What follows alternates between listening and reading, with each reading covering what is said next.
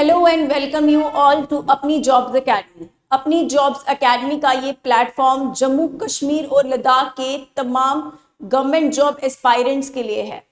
हमने current affairs की highlights of the day की सीरीज स्टार्ट करी हुई है और आज उसका डे नंबर 3 है। तो चलिए स्टार्ट करते हैं हाइलाइट्स ऑफ द डे से। Let's start with the highlights of the day.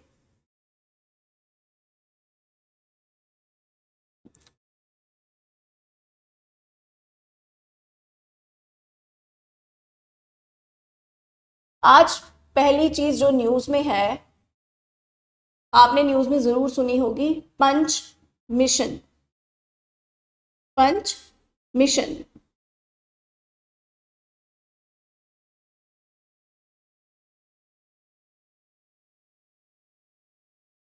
First of all हम इसकी एब्रीवेशन लिखेंगे। पंच मिशन है क्या? तो पंच मिशन की पहले इसको डिकोड करेंगे कि इसकी एब्रीवेशन क्या है। It stands for polarimeter polarimeter to unify polarimeter to unify the corona and heliosphere। ये है पंच मिशन की abbreviation, polarimeter to unify sun's corona and heliosphere.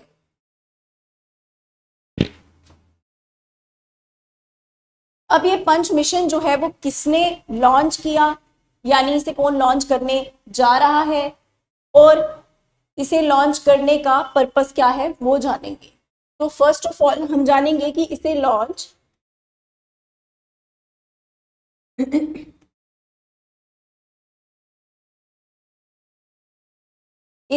किया गया है बाय स्पेस एक्स। आपने इसका नाम सुना होगा। बाय स्पेस एक्स जो है इसे लॉन्च किया जाएगा। और इसके साथ साथ अगर हम बात करें कि ये क्या स्टडी करने वाला है, क्या काम जो है वो ये करेगा, इन ऑर्डर टू स्टडी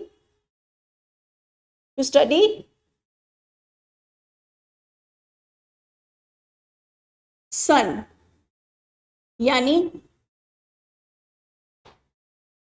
ये किसकी स्टडी करने वाला है? सन की स्टडी करने वाला है। इन द सेंस हम कह सकते हैं कि ये क्या करेगा? सोलर स्टडी करेगा। जब हम बात करते हैं, आपने देखा होगा बहुत सारे मिशन जो हैं वो चलाए जाते हैं डिफरेंट डिफरेंट चीजों को स्टडी करने के लिए। चाहे हम यूनिवर्स में बात करते हैं, यूनिवर्स की काफी सारी चीजों की, लेकिन सन को स्टडी करने के लिए ये पर्टिकुलर जो मिशन है ये स्पेस एक्स लॉन्च करेगा, पंच मिशन।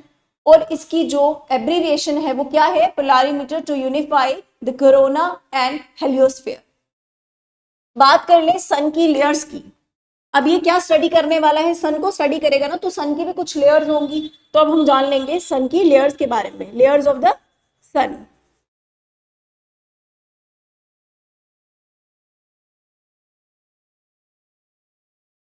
सन की लेयर्स जो हैं उन्हें हम दो तरीके से बाइफरकेट कर सकते हैं, inner layers and outer layers. Inner layers and outer layers.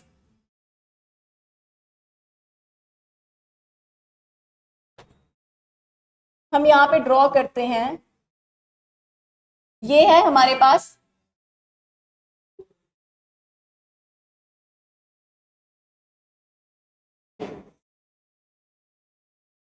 ये हमने रफ सा सन बना दिया।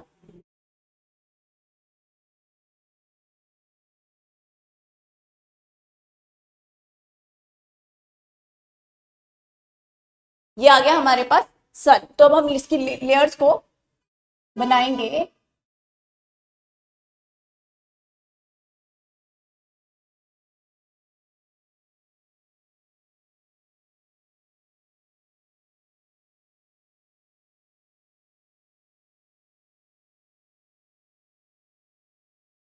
तो सबसे पहले सन की जो लेयर्स हैं हमने उसको बाइफरकेट किया है, inner layer as well as outer layer. ठीक है, तो आपको जानना है कि सन की लेयर्स जो हैं वो कितने किस किस तरह से हैं, कैसे उनकी डिवीजन हुई है। तो ये आती है सन की लेयर जो है, ये वाली लेयर जो है अंदर वाली, इसको क्या बोलते हैं, इसको बोलते हैं कोर। क्या बोलते हैं, कोर।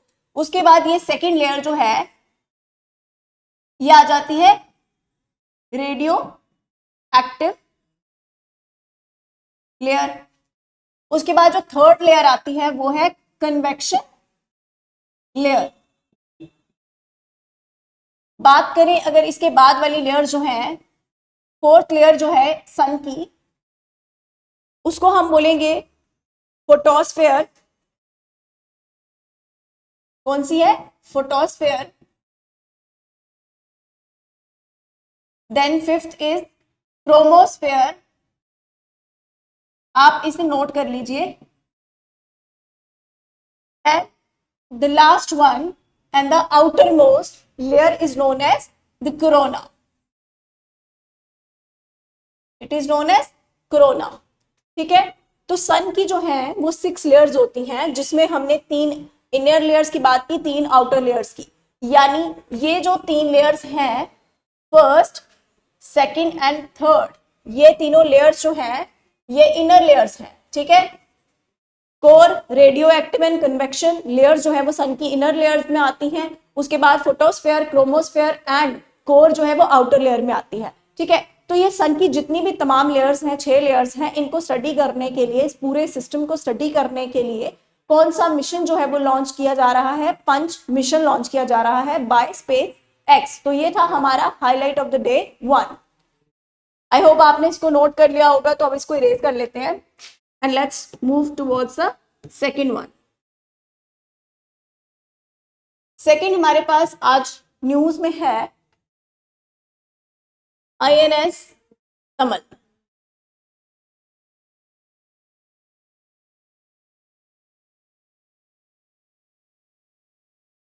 INS कमल जो है वो इंडिया की लास्ट इंपोर्टेड वॉरशिप है।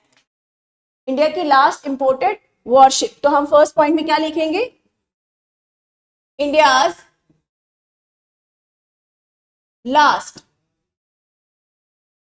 ये आपको डायरेक्ट क्वेश्चन में आ सकता है, इंपोर्टेड वॉरशिप। अगर बात करें कि INS तमल जो है वो किसने बनाई है, तो INS, पहली बात, INS तमल जो है वो कैसे बनाई जाती है, किसके बीच में एग्रीमेंट होता है, साइन होता है, इंडिया और India and one of the best partners of India, India और रशिया के बीच में ये डील साइन होती है। The deal is sine between India and Russia, जिसमें INS तमल को बनाने की बात हुई थी और अब इसको कमीशन किया जाने वाला है। यानी इसे कमीशन जो है वो कब किया जाएगा, जून 2025 तक। Is set to be commissioned, is said to be commissioned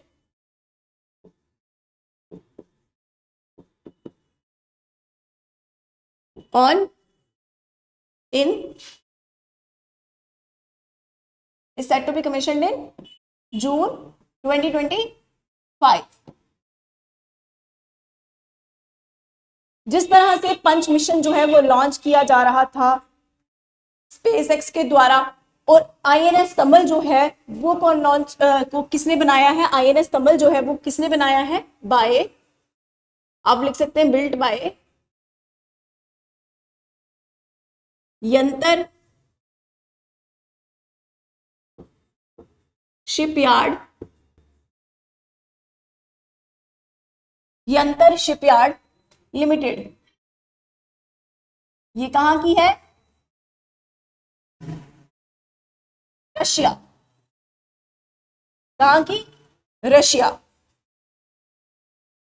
ये बनाई गई है यंतर शिपयार्ड लिमिटेड द्वारा। और अगर हम बात करें किसकी कॉस्ट कितनी रही, तो इसको बनाने में 2.5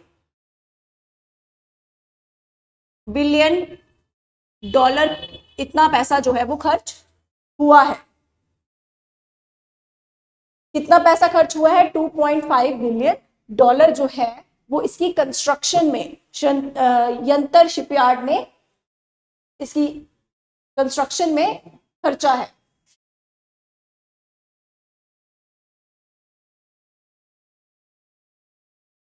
नेक्स्ट हम बात करेंगे, नेक्स्ट हमारे पास न्यूज में है वर्ल्ड्स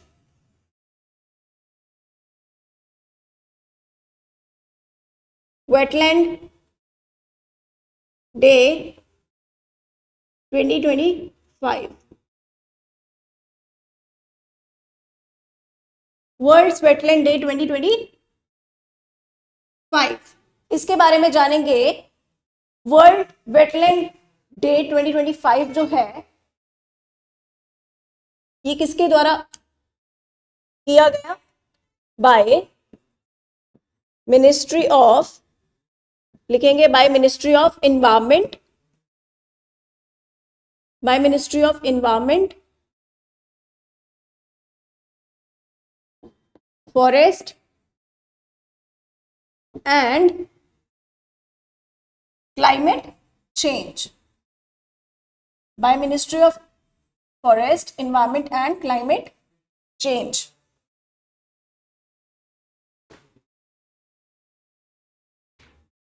और ये कहाँ सेलिब्रेट किया गया था, ये कहाँ मनाया गया था वर्ल्ड वेटलैंड डे 2025 का, इन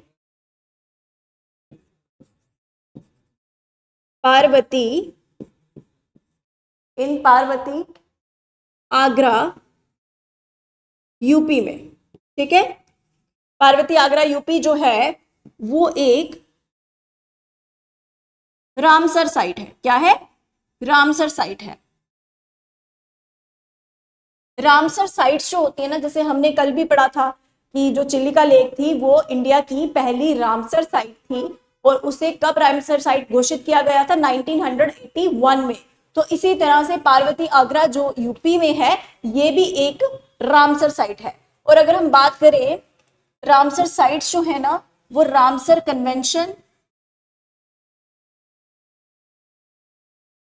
रामसर कन्वेंशन हुई थी जिसके तहत रामसर साइट्स जो है वो घोषित की जाती हैं। अब ये रामसर साइट्स का क्या मकसद है, क्यों ये घोषित की जाती हैं, for the protection of, for wetland conservation हम लिख सकते हैं, वेटलैंड कंजर्वेशन। वेटलैंड को कंजर्व करने के लिए, जो साइट्स वेटलैंड्स होती हैं उन्हें कंजर्व करने के लिए अगर उनमें किसी तरीके का थ्रेट है, ठीक है, पॉसिबली जो हैबिटेट है नेचुरल एनिमल्स का या फिर जो रेप्टाइल्स हैं, बर्ड्स हैं, उनका जो हैबिटेट है वो लॉस हो रहा है, तो उन वेटलैंड्स को कंजर्व करने के लिए रामसर साइट्स जो हैं वो घोषित की जाती हैं कि इसे रामसर साइट में डाल दिया जाएगा। ठीक है, for the better conservation of the wetlands. तो पार्वती आगरा is a Ramsar site which is located in UP, which is located in UP। इसके बाद हमारे पास न्यूज में है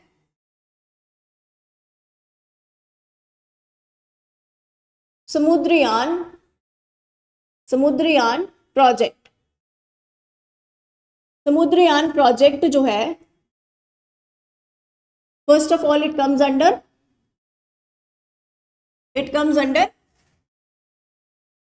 हम लिखेंगे comes under deep ocean mission. किसके अंतर्गत आता है ये, डीप ओशियन मिशन के अंडर आता है।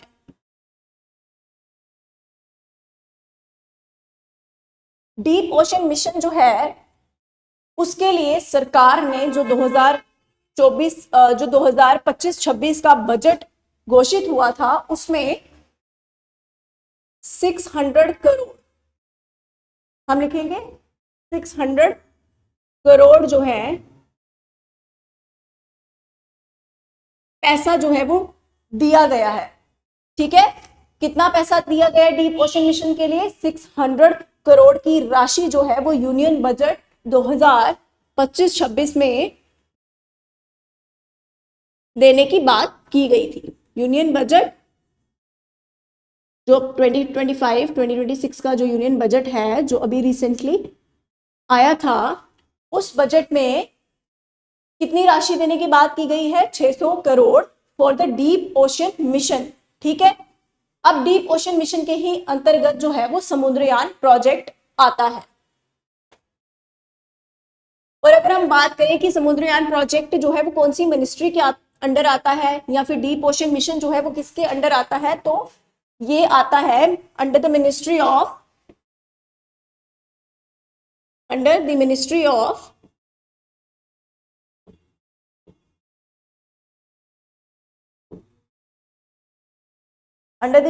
Of earth sciences. ठीक है, under the ministry of earth sciences जो है वो समुद्रयान प्रोजेक्ट आएगा। अच्छा, तो हमने ये 4 जो है वो अपने करंट अफेयर्स कर लिए। अब लास्ट वाला हमारे पास आज का जो हाईलाइट ऑफ द डे है, that is the 5th one, global investors. क्या है? Global investors summit. ये कब की है? 2025 की। इसके बारे में हम थोड़ा जानेंगे। ग्लोबल इन्वेस्टर्स समिट जो है, जैसे कि इसका नाम दर्शा रहा है, ग्लोबल इन्वेस्टर्स समिट, यानी पूरी दुनिया से इन्वेस्टर्स जो हैं वो आएंगे, उनकी समिट होने वाली है और ये हो चुकी है। ठीक है, फर्स्ट ऑफ ऑल जानेंगे कि ये समिट हुई कब। ये समिट जो है ये होती है 24 एंड 25 फरवरी को। कब होती है? 24 एंड 25 फरवरी को कौन सी ग्लोबल इन्वेस्टर समिट जो है वो कंडक्ट होती है। और कहां पर होती है? ये होती है इन भोपाल। अगर बात करें इसको किसने अटेंड किया, पहली बात करेंगे हम किसने इसको इनॉग्रेट किया। ठीक है, इस समिट को इनॉग्रेट किसने किया? Inaugurated by PM Modi and CM of. कहां के सीएम करेंगे? ऑब्वियसली एमपी के ही करेंगे ना, क्योंकि ये कहां पर हुई है? भोपाल, एमपी में हुई है। तो इसका इनॉग्रेशन जो है वो प्राइम मिनिस्टर नरेंद्र मोदी और सीएम जो है एमपी के, उनके द्वारा किया जाता है। बात कर लें किससे और किसने अटेंड किया, तो ऑल्सो अटेंडेड बाय, इसमें कौन और शिरकत करता है? Also attended by Amit Shah. Amit Shah जो हैं वो इसे अटेंड करते हैं। और अगर हम बात करें सीएम ऑफ एमपी की, तो कौन है CM of MP? Mohan Yadav. कौन है? Mohan Yadav is the CM of Madhya Pradesh. Madhya Pradesh की लोकेशन कल हमने देखी थी। Madhya Pradesh lies in the centre of India. अब बात करें कि ग्लोबल इन्वेस्टर्स जो समिट है, इसका एम क्या था, इसका पर्पस क्या था? इसका पर्पस यही था कि पूरी दुनिया से इन्वेस्टर्स को जो है वो यहाँ इनवाइट किया जा सके, ताकि जो इन्वेस्टर्स हैं वो यहाँ पर क्या करें? पैसा लगाएं, इन्वेस्ट करें और यहाँ की इकोनॉमी को बूस्ट मिले। ठीक है, तो एम क्या था? To attract global and domestic. हम लिखेंगे एम, क्या था इनका aim? To attract global, global means पूरी दुनिया से, to attract global and domestic. Domestic means हमारे देश के अंदर से ही, डोमेस्टिक इन्वेस्टर्स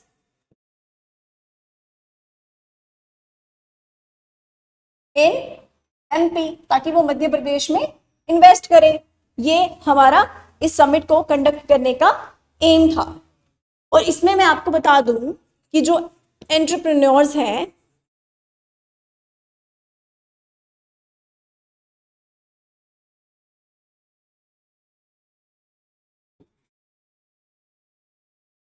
अबाउट 60 कंट्री से जो डिफरेंट एंटरप्रेन्योर्स हैं वो यहाँ पर इस समिट में शिरकत करते हैं, इस समिट को अटेंड करते हैं। और इस समिट का अगर पर्पस है तो वो यही था कि दुनिया से और साथ ही साथ हमारे देश से जो भी इन्वेस्टर्स हैं, जो भी एंटरप्रेन्योर्स हैं, वो यहाँ आए और एमपी में, मध्य प्रदेश में इन्वेस्ट करें ताकि एमपी की इकोनॉमी को बूस्ट मिले। क्या मिले?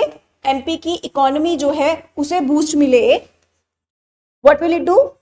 It will boost the economy of MP, और साथ में क्या होगा? As well as